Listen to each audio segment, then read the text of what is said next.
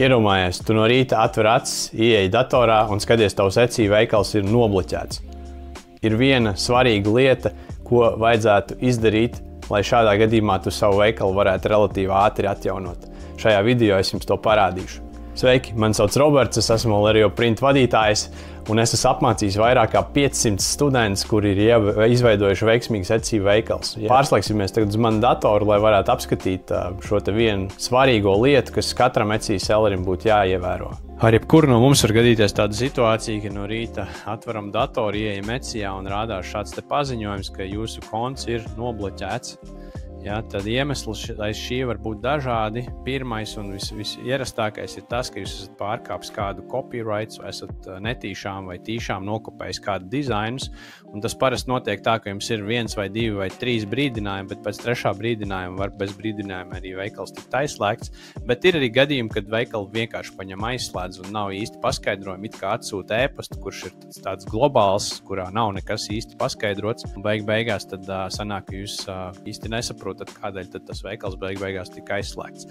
Tāpēc, lai izvairītos, no šī principā nevar izvairīties, jo vismaz kādu laiku atpakaļ bija tā, ka Etsy diezgan bieži bloķēja kontus bez iemesla īpaša, bet, lai, teiksim, sev nodrošināt, ir viena lieta, kas jums būtu jāizdara vismaz vienreiz mēnesī, un tas ir saglabāt visus jūsu Etsy listingu datus.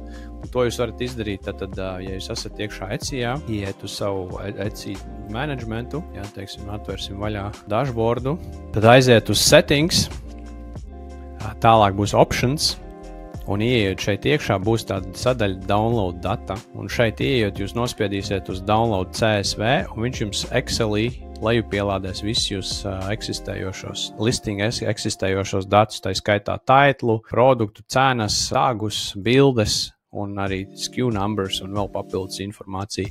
Tā kā, ja jūsu veikals gadījumā tiek nobloķēts, tad vismaz jums paliek dati ar jūsu failiem, ar jūsu bildēm, ar jūsu tagiem, un ja jums ir iespēja atvērt jaunu veikalu, tad jūs relatīvi ātri varat izveidot arī jaunas listings šajā jaunajā veikalā. Tādēļ es silti iesaku katru mēnešu pirmajos datumos ņemt un vienkārši saglabāt šo failu kaut kur datorā un būt mierīgiem par to, ka, ja gadījumā jūs nobloķē kaut kādā brīdī, tad lai jūs relatīvi ātri varat atjaunot šos te savus listingus. Tā kā ievērosim Etsyjā house rules, skatīsimies līdzi visam, lai nebūtu šie te copyrightu dizaini, tad jau visticamāk arī jums šādas problēmas nebūs, bet jāpatur prātā, ka šādi gadījumi tomēr gadās ik pa laikam, tāpēc labāk ir nodrošināties un saglabāt šos te datus vismaz vienreiz mēnesī. Lai veicās un tiekamies nākamajā. Starp citu, ja tev patīk šāda veida saturs, spied zemāk uz subscribe pogas un uz like, lai tu arī turpmāk redzētu šādu veidu video. Ja arī tu vēlies iemācīties izveidot savu veiksmīgo Etsy veikalu,